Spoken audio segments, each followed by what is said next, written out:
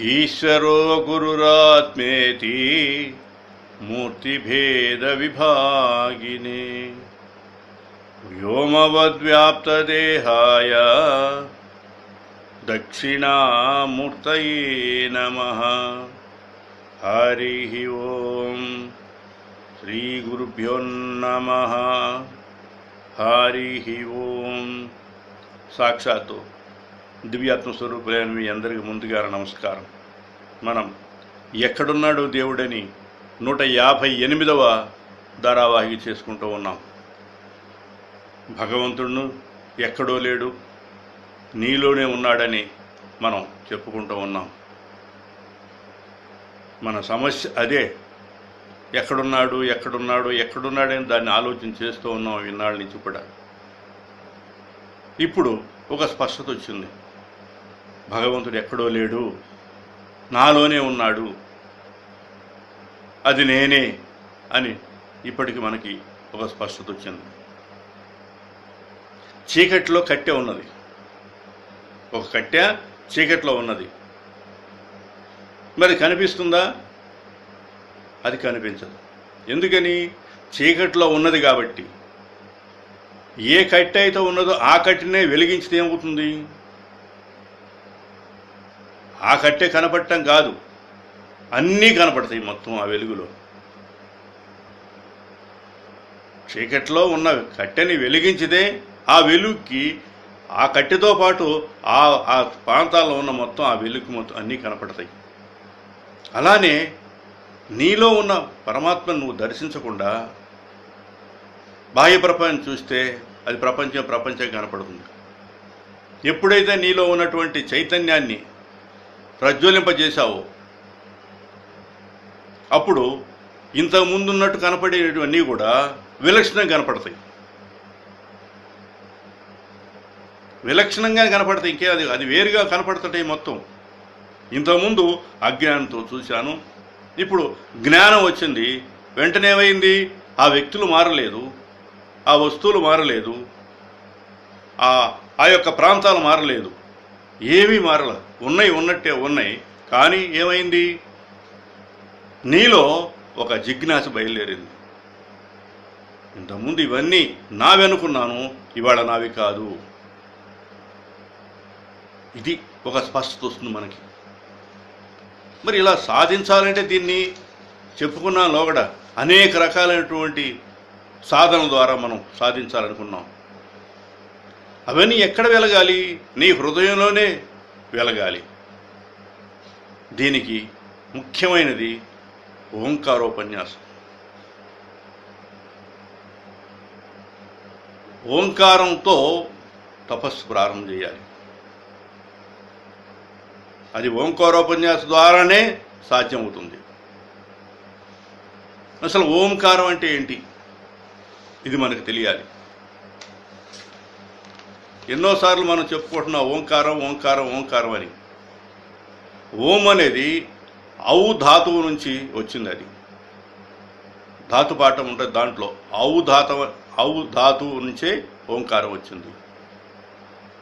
ఔ ధాతువు అంటే రక్షణ.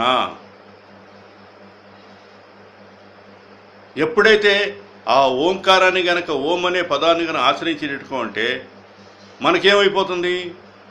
భయం పోతుంది ముందు. ఓంకారం శబ్దమే కదండి, మరి దానివల్ల ఎట్లా వస్తుంది అని మనకి అనేక రకాల సందేహాలు వస్తాయి. వాస్తవంగా అది జడమే. ఓంకారం అనేది జడం, దానికి ఆది అంత్యాలు ఉన్నాయి. రాయి జడం, రాయిలాగానే ఓంకారం కూడా జడం. మరి దాన్ని ఉపాసించి సాధించేదేంటి? ఏమీ లేదు. ఒక్క చిన్న టెక్నిక్ అన్నమాట ఇది.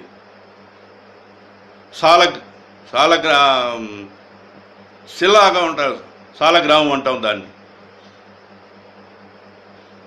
అవి వాటిలో ఏం చేస్తావు? దాన్ని నీకు ఇష్టమైనటువంటి ఏ భగవంతుడి మీదే ఇష్టం ఉంటే ఆ భగవంతుడి దాంట్లో పెట్టి దాన్ని పూజ చేస్తాం మనం. దాన్ని ధ్యానిస్తావు.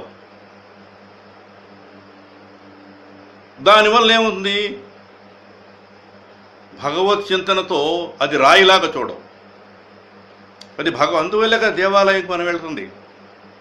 దేవాలయం ఉన్నది కూడా రాయే కదా అక్కడ, ఇంకా వేరే ఏముంది అక్కడ దాంట్లో మాత్రం. ఏ మంచి కొండ ఏది ఉందో చూసుకొని ఆ శిల్పి వెళ్ళి తనకు కావాల్సినటువంటి ఆ రాతిని మొత్తం కూడా చెక్కేసి మొత్తం కూడా మిగిలిన పదార్థం ఏముందో అది భగవంతుడి రూపం అనుకుంటున్నాను. ఒక అతను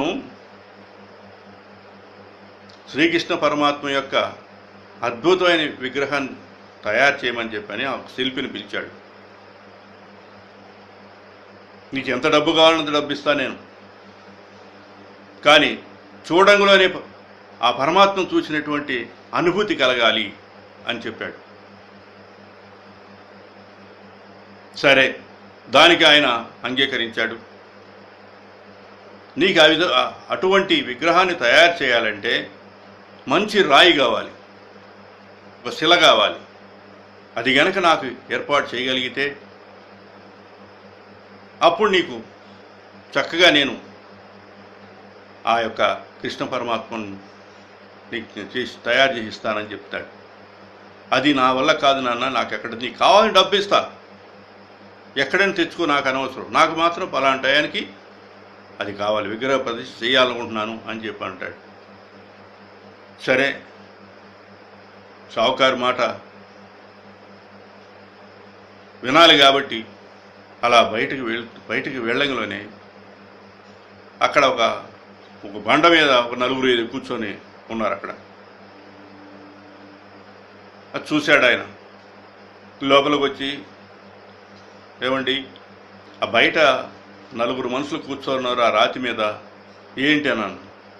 అది ఎప్పటి నుంచో ఉందండి, చాలా కాలం నుంచి ఉన్నది, ఇప్పుడు కాదు, ఇది మా తాత ముత్తాతల దగ్గర నుంచి అక్కడే పడి ఉంది అన్నాడు. అయితే ఒక పని చేస్తారు మీరు, నాకు దాంతో పని ఉంది కొంత, అది నాకు ఇస్తారా అన్నాడు.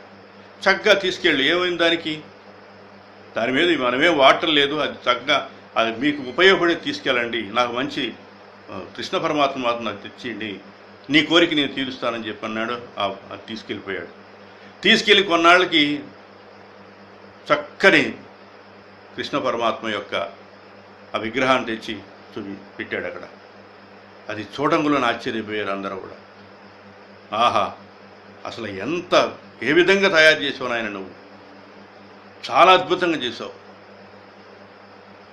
చూస్తుంటే మేము ఊహించిన దానికాడ అంత బాగుంది అని మెచ్చుకుంటూ, నువ్వు ఏదో ఒక శిల కావాలని అడిగావు, ఎక్కడ సాధించావు, ఎలా తీసుకొచ్చావు, ఎక్కడ తీసుకొచ్చావు అని గుచ్చి అడిగినప్పుడు అప్పుడు ఆయన చెప్తాడు, అయ్యా, నేను ఎక్కడో తేలేదు, మీ ఇంటి ముందు 4 మనుషులు కూర్చుంటారు కదా రోజు, ఆ బండే ఈ బండ, అలా ఎలా చేయగలిగావు నువ్వు? ఆయన చెప్పింది ఒకటే, నేనేం చేయలా, కృష్ణ పరమాత్మ కానిటువంటి ఏదో ఉందో దాన్ని మొత్తం తీసేశా, దాన్ని తొలగించేశా.